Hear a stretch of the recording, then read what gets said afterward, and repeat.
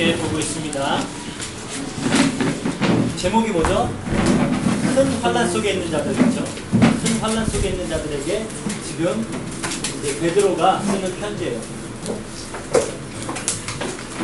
베드로 전서를 통해서 우리가 계속 좀 중요하게 강조하면서 봤던 부분 중에 하나가 첫 번째로는 우리의 정체성이죠. 계속해서 정체성에 대한 이야기를 했어요.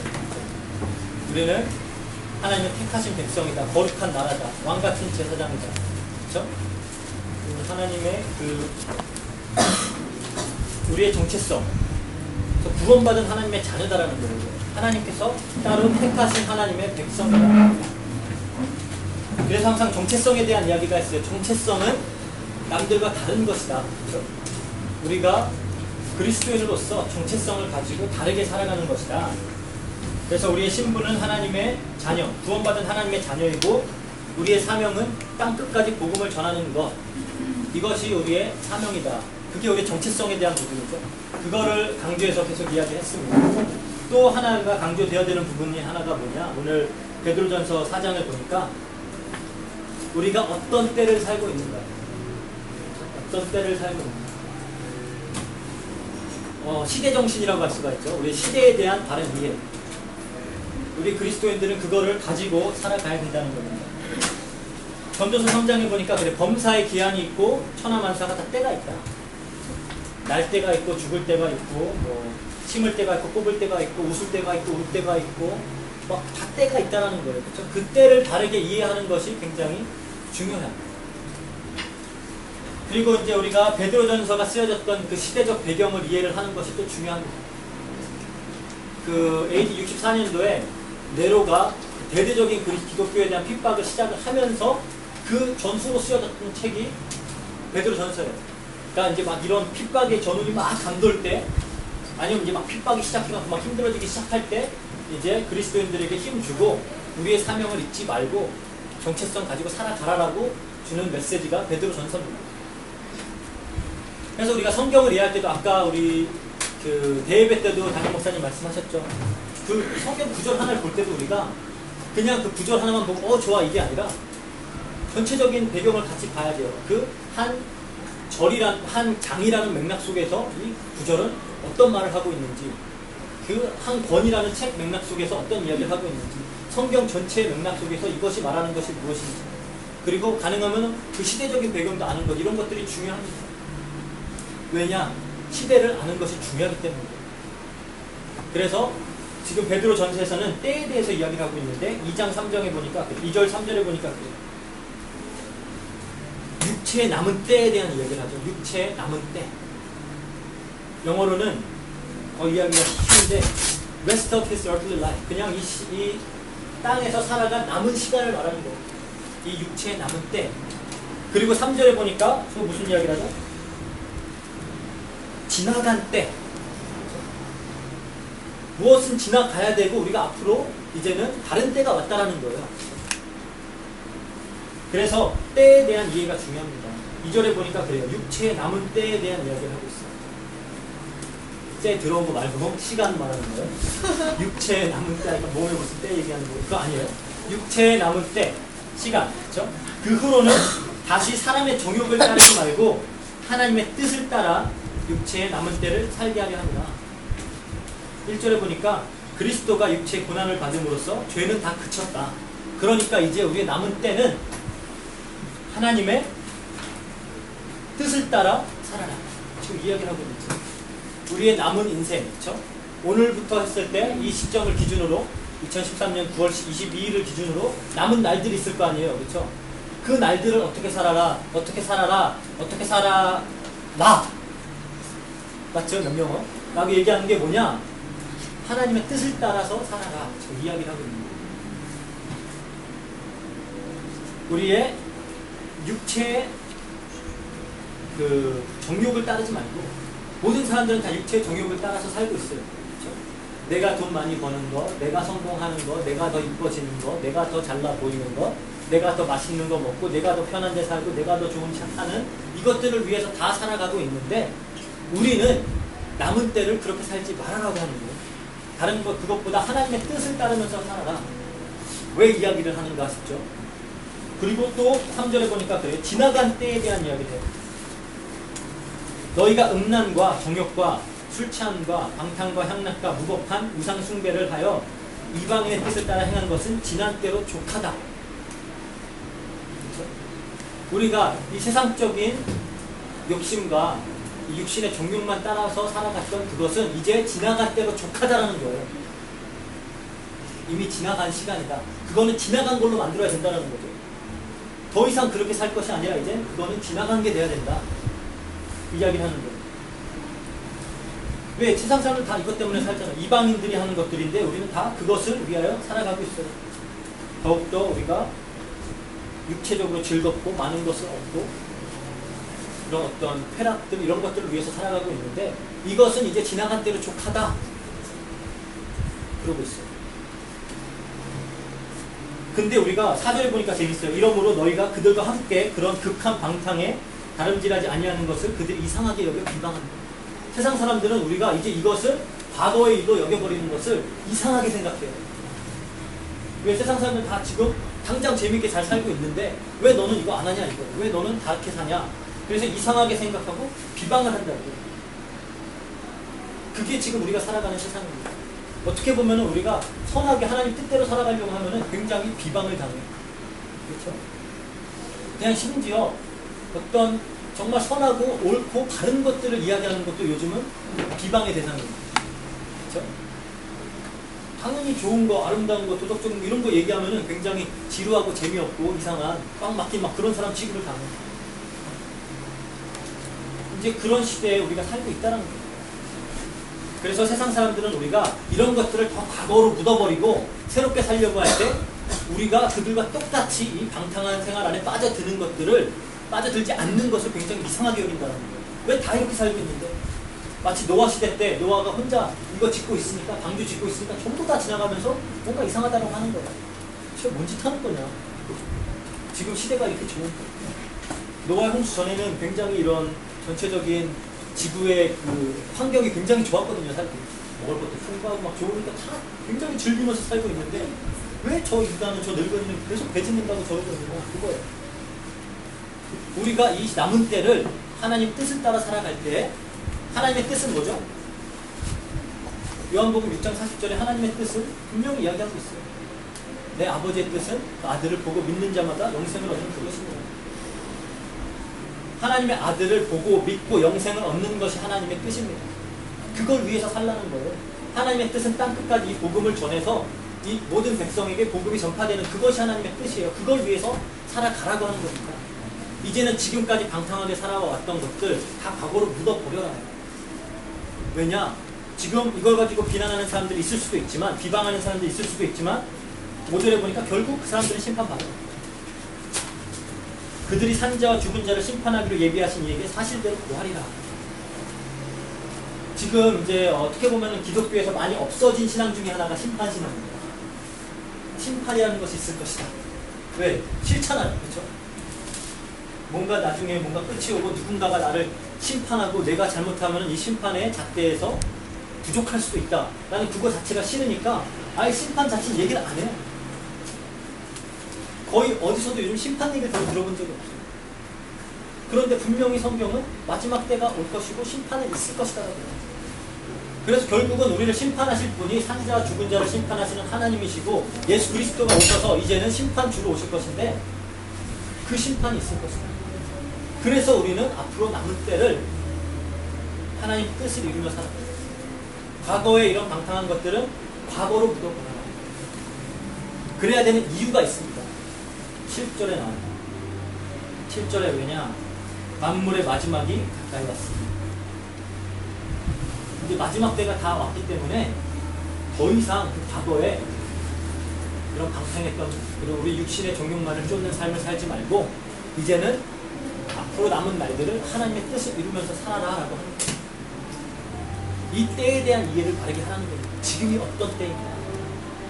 만물의 마지막이 가까이 왔다. 그래서 뭐라 그래요? 정신 차려라. 그래서 만물의 마지막이 가까웠으니 정신 차리고 근신하여 기도해.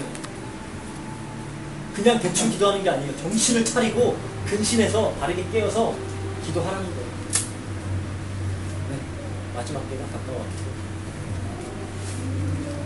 그리고 서로를 사랑하고 서로를 대접하고 말할 때는 하나님 말같이 하고, 그렇죠?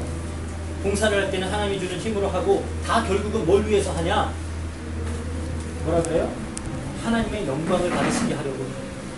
이제 마지막 때가 가까워 왔기 때문에 우리의 남는 삶을 살아갈 때에는 하나님의 영광을 위해서, 하나님의 영광을 위해서 사랑하고, 하나님의 영광을 위해서 봉사하고, 하나님의 영광을 위해서 말하고, 하나님의 영광을 위해서 행동하는 거예요. 그게 지금 베드로전서에서 가르치고 있는 겁니다. 이것을 우리가 뭐라 그러냐? 종말신앙입니다. 성경 시대 때 지금 그 예수님의 제자들, 그리고 뭐 사도 바울 같은 사람도 마찬가지지만 자기네 때에 예수 그리스도가 오실 거다라고 믿었어요. 자기네가 살아있을 때 그리스도께서 돌아오실 것이다. 그러니까 하루하루를 살아갈 때 어떻게 하는 거예요? 최고로 하나님께 영광 돌리기 위해서 하는 거예요. 매 순간 매 순간 뭐 시간마다를 어떤 마음을 가지고 살아가냐? 오늘이 끝일 수도 있다. 지금 당장 내일 예수님이 오실 수도 있다. 그러면 그때 나는 예수님의 심판대 앞에 설 것이다. 그 믿음을 가지고 살아갔던 사람들이 초대교회 사람들이에요.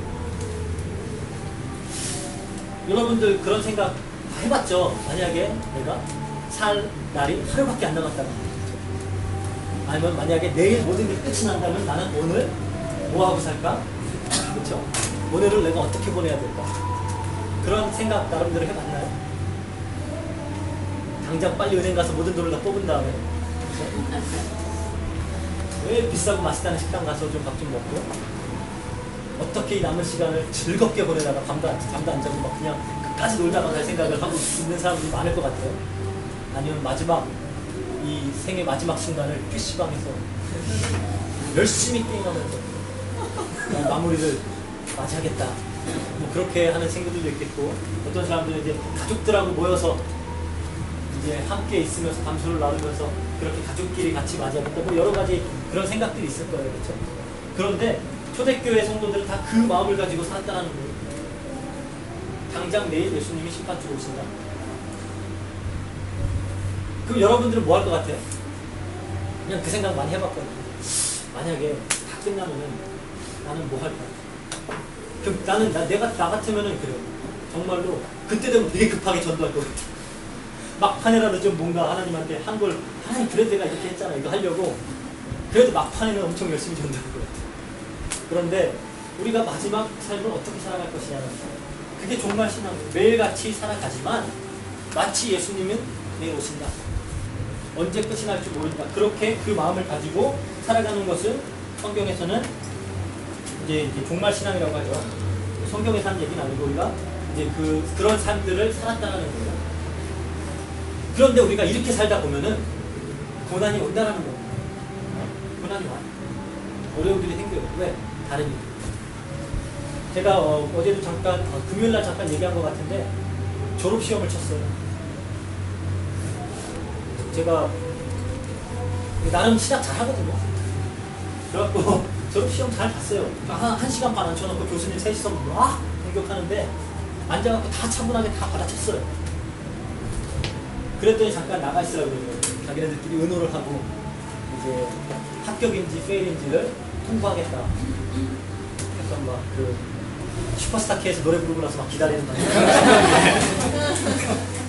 그래도 내가 지금 몇 년을 공부를 했는데 패스냐 페일이냐 중요하잖아요. 그렇죠?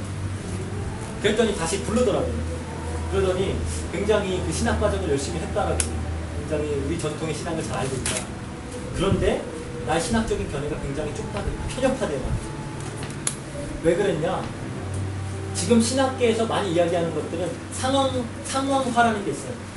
그 선교 현장이면 선교 현장, 개개인이면 개인, 또 문화권이면 문화권의 그 상황에다가 복음을 맞추는 신학을 이야기하는 거예요.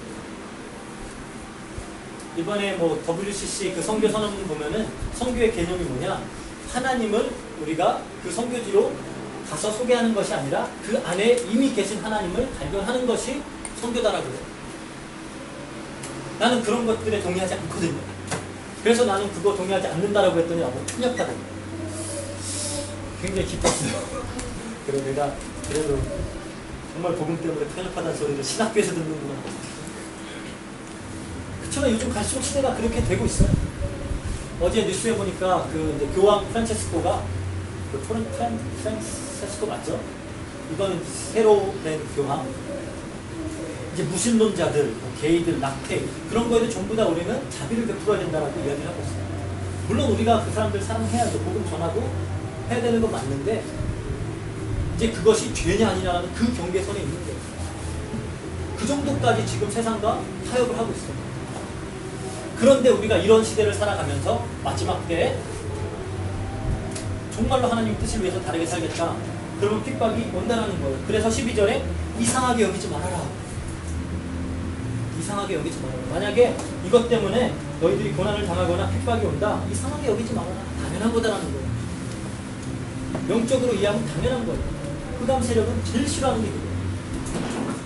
13절에 보니까 오히려 그리스도의 고난에 참여하는 것을 즐거워해라. 즐거워해라. 왜? 이 그리스도의 일에 내가 참여하고 있잖아. 하나님의 일, 하나님이 지금 역사 마지막 그 끝자락까지 이 복음을 딱 끝까지 선포되는 그 일을 위해서 해나가고 계신데 내가 지금 거기에 참여하고 있다는 거예요. 하나님의 일에. 그거에 기뻐해라. 16절에 보니까 더 재밌는 말을 해요. 그리스도인으로서 고난을 받으면은 부끄러워하지 말아라. 그 이름으로 하나님께 영광이 되고 있습니다. 무슨 말이냐? 그 이름이 뭐예요? 16절 보세요. 만일 그리스도인으로 고난을 받으면 부끄러워하지 말라. 도리어 그 이름으로 하나님께 영광을 돌리라는 거예요. 영어로는 굉장히 이해하기가 쉽게 나왔어요. If you suffer as a Christian, 그래요. 만약에 네가 크리스천으로서 고난을 당하면 do not be ashamed, but praise God that you bear that name. 우리가 그리스도인이라는 그 이름을 우리가 가지고 있다라는 거기에 대해서 하나님께 영광 돌리라는 거예요. 우리가 그 정체성을 가지고 있다는 거기에 대해서 하나님께 영광을 돌리라고 하는 겁니다. 그 이름으로, 그리스도인이라는 그 이름으로 하나님께 영광을 돌려요. 영어로는 그래서 이해가 더 편해요. Praise God that you bear that name. 우리가 그 이름을 가지고 있다는 그 사실 때문에 하나님께 감사라는 거. 이 마지막 때에 그리스도인이라고 불릴 수 있다는 그거에 감사라는 거예요. 핍박일 수도 있지만 어려울 수도 있지만 그게 마지막 시대를 살아가는 신앙인들의 모습이라는 겁니다. 우리가 저번 주에도 뭐 의도한 건 아닌데 저번 주에 이제 뭐 그런 마지막 때 신앙생활에 대해서 나왔고 저는 그냥 순서대로 가고 있어요. 그런데 또 보니까 이런 마지막 때가 가깝다는 이야기가 계속 나오고 있어요. 그런 걸 보면서 정말 하나님이 이런 말씀을 선포하고자 하시는구나라는 생각이 정말 우리가 깨어 있어야 되겠다. 예수님이 그 마태복음 25장에 보면은 열 처녀에 대한 비유를 하십니다. 마태복음 24장에 한참 이제 마지막 때에 대해서 이야기를 한 다음에 이제 25장에 그걸 어떻게 맞이해야 될지에 대한 비유를 하는 거예요. 열 처녀가 있었다. 열 처녀가 있는데 다 이제 자기 남편을 기다리고 있는 처녀들이에요. 그런데 그 중에 5 처녀는 굉장히 게을러요. 나머지 5 처녀는 굉장히 현명한 사람들이에요. 그래서 언제 남편이 올지 모르기 때문에 그 남편을 맞이하기 위해서 같이 맞이하여서 함께 하나님의 잔치에 참여하기 위해서 지금 기름을 딱 준비해놔서 언제든지 오면은 불을 켜고 맞으러 나갈 수 있도록 준비를 하고 있는 거예요. 근데 게으른 5명은 에이 뭐 귀찮게 뭐 오는 거지 막 하고 그냥 그때를 살아가고 재밌게 즐기고 있는 거예요. 그런데 예상하고 있지 않을 때 갑자기 왔어요. 그러면 준비된 사람들은 가서 신랑을 맞이할 수 있는 겁니다. 그렇죠? 그리고 준비되지 않은 사람은 그때 와서 갑자기 기름 좀 빌려줘라 막 이러는 거예요. 근데 그때 빌려줄 기름이 없잖아요. 너희들이 가서 사와라. 빨리 가서 사오니까 이미 잔치의 문은 닫혔어요. 그걸 비유로 듭니다. 예수님. 성경 전체적으로 봤을 때 하나님과 하나님 백성의 관계를 신랑과 신부의 관계로 비교를 많이 해요. 우리가 하나님의 남자지만 신부로서 예수 그리스도의 신부로서 어떠한 자세를 가지고 마지막 때를 살아가야 되느냐에 대한 그런 태도를 말하고 있는 거예요. 정말로 딱 준비된 신부처럼 항상 기름을 가지고 언제 오셔도 맞이할 수 있게 그렇게 준비를 하라는 거예요. 그래서 13절에 보니까 그러죠. 깨어있으라. 너희는 그 날과 그때를 알지 못하느니라. 우리가 뭐 시한부종말로를 이야기하는 게 아니에요. 언제 온다 지금 얘기 절대 아니에요. 모르니까. 아무도 몰라요. 도둑같이 온다 그랬어요. 도적처럼 말. 도적들이 찾아올 때, 도둑들 때 예고하고 오지 않잖아요. 그죠? 전화 걸어가지고 오늘 2시쯤 갈 테니까 주무시고 계세요. 안 그러잖아요. 전혀 예상하고 있지 않는데 갑자기 다 오는 거예요. 그렇게 오실 거다라는 거예요. 그러면은 그때 맞이할 준비가 됐느냐. 그래서 마지막 때를 준비된 삶을 살아가잖아. 언제 예수님이 오셔도 나는 예수님 앞에 자랑스럽게 자부심 가지고 설 수 있거든. 그래서 다 같이 한번 디모데후서 4장 6절에서 7절 같이 한번 볼게요. 정말 일생을 이 종말 신앙을 가지고 살아가다가 마지막 때에 와서 자기의 삶을 돌아보고 고백하는 장면입니다. 사도 바울의 그런 마지막 고백입니다. 사도 바울은 말했듯이 자기가 살아있을 때 예수 그리스도가 오실 거다라고 생각하면서 살았던 사람입니다. 그러니까 하루하루를 정말로 하나님의 영광을 위해서 최선을 다해서 살았어요. 그리고 나서 이제는 디모데에게 마지막 편지를 보내는 거예요. 디모데후서가 마지막 편지예요. 사도 바울은. 그거를 거기에다가 이제 하는 얘기입니다. 뭐라고 하죠? 6절에 전제와 같이 내가 벌써 부어지고 나의 떠날 시간이 가까웠구나. 전제는 영어로 drinking offering, drink offering이라고 해서 그 제사 드리는 그 단 위에다가 그 포도주를 붓는 거예요. 마지막 한 방울까지 다 부어버리는 거예요. 자기의 삶이 마지막 한 방울까지 다 하나님의 일에 부어졌다라는 거예요. 내 삶이 정말 전제와 같이 하나님 앞에 드려졌다. 이제 나는 내가 마지막 때가 가까웠은 건 아니다. 이제 자기가 죽을 때가 된 거예요. 그래서 그렇게 이야기를 합니다. 떠날 시간이 가까웠다. 뭐라고 그래서 나는 선한 싸움을 싸웠고 나의 달려갈 길을 마치고 믿음을 지켰다. 그게 사도 바울의 고백입니다. 선한 싸움을 싸우고 나의 달려갈 길을 마치고 믿음을 지켰으니 이제 무슨 소망을 가지고 있냐? 이제 프로는 나를 위하여 의의 면류관이 예비되었으므로 곧 의로우신 재판장이 그날에 내게 주실 것이며 내게만 아니라 주의 나타나심을 사모하는 모든 자에게입니다. 이제는 열심히 이렇게 살았고 예수님께서 심판주로 오셨을 때 받을 상들 그거에 대한 소망을 가지고 살아갔다는 거예요. 이게 정말 마지막 시대를 살아갔던 사람, 그렇죠? 정말 신앙을 가지고 살아갔던 사람의 어떤 신앙 고백이에요. 저는 개인적으로 제가 이 고백을 할 수 있었으면 좋겠어요. 마지막에. 근데 지금은 못할 것 같아요. 그래갖고 더 열심히 해서 정말로 이제는 마지막에 이렇게 제자들 이렇게 뭐 교회에서는 할 때 정말 나는 믿음 지켰다. 선한 싸움 싸웠다. 나의 달려간 길 마쳤다. 내가 전제와 같이 부어졌다. 그렇게 이야기할 수 있으면 너무 복된 삶이잖아요. 정말 뚜렷한 이유와 목적을 가지고 사는 삶입니다. 왜 우리가 그렇게 살아야 되냐? 때에 대한 얘기. 우리가 지금 살아가는 때가 어떤 때냐? 저번 주에 담임 목사님이 분명히 말씀하셨죠. 여러 가지 징조들 성경에 나오는 여러분들이 궁금하면 직접 읽어보세요. 마태복음 24장, 뭐 디모데후서 3장, 데살로니가후서 2장 뭐 많이 있어요. 그런 여러분들이 한번 다 읽어보세요. 뭐라고 하는지. 그걸 읽어보면은 이 징조들이 지금 나타나고 있음을 다 알게 될 거예요. 이 징조들이 나타나면은 가까운 줄로 알아라. 예수님은 그랬어요. 가까운 줄로 알아라. 이게 가까워왔다면 우리는 이제 어떻게 살아야 되냐? 그러면서 열천을 교회하세요. 지금 베드로가 그 이야기를 하고 있는 거예요. 지금 어마어마한 핍박이 와서 이제 마지막 남은 때를 정말로 하나님을 위해서 살아가려고 하는 사람들에게 핍박이 왔어요. 이미 이제는 과거의 것들을 과거로 묻어버리고 하나님의 영광을 위해서 살아가려고 하는 사람들에게 핍박이 왔어요.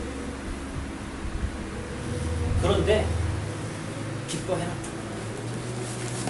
정말로 이것을 우리가 이 이름으로 우리가 하나님께 영광을 돌려가지고 그리스도인이라는 이 이름으로 하나님께 영광을 돌려가지고 그러면서 이제 분만 신앙을 살아가는 거예요. 어떻게 보면은 그러고 나서 2000년 거의 2000년이 지났죠. 그럼 뭐가 이 사람들 바본가? 뭐 이렇게 생각할 수도 있잖아요. 아무 일 없었잖아요. 그런데 그거를 떠나서 정말로 우리 신앙생활의 태도에 대한 말이에요.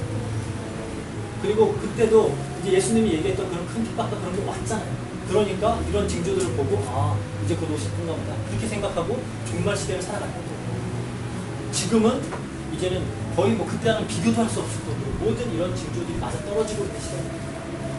그렇다면 더욱더 그렇죠? 우리는 종말 신앙을 살아가게 해주세요. 여러분들이 적어도 하나님 앞에 가기 전에 바울과 같은 그런 고백 할 수 있다면 그건 가장 멋진 삶을 한 인생을 살아간 거라고 저는 생각합니다. 하나님 앞에 그렇게 고백할 수 있는 여러분들이 되시기를 주 이름으로 부탁드립니다. 다 같이 우리 옆에 있는 친구들 바라보면서 눈을 서로 때려보세요. 영혼 없이 그냥 쳐다보지도 않고 막 그런 말도 하지 말고 정말로 서로의 눈을 바라보면서 함께 이야기했으면 좋겠습니다. 종말 신앙을 삽시다. 다 같이 기도하도록 하겠습니다. 사랑과 은혜가 풍성하신 하나님 아버지 감사합니다. 하나님 우리에게 정말로 소중한 예수 그리스도의 복음을 알게 하시고 하나님 자녀된 신분을 허락하여 주시고 이제는 어떻게 무엇을 위하여 살아가야 될지의 삶의 비전까지 허락하여 주시니 너무나도 감사합니다. 하나님 때가 이제 마지막 때가 가까우는 줄로 믿습니다. 언제가 될 줄 모르지만 우리는 정말로 준비된 다섯 처녀와 같이 하나님 앞에 서기에 준비된 그런 그리스도의 제자들이 되길 원합니다. 우리가 이제는 우리의 육체의 즐거움만을 쫓던 그런 모든 방탕한 삶들은 이제는 과거로 묻어버리고 우리의 남은 삶을 정말 하나님의 영광을 위하여 살아갈 때 정말로 바울의 고백과 같은 그런 신앙의 고백이 우리에게서 나올 수 있도록 주님께서 역사해 주세요. 감사드리며 모든 것 우리 예수 그리스도 이름으로 기도합니다. 아멘.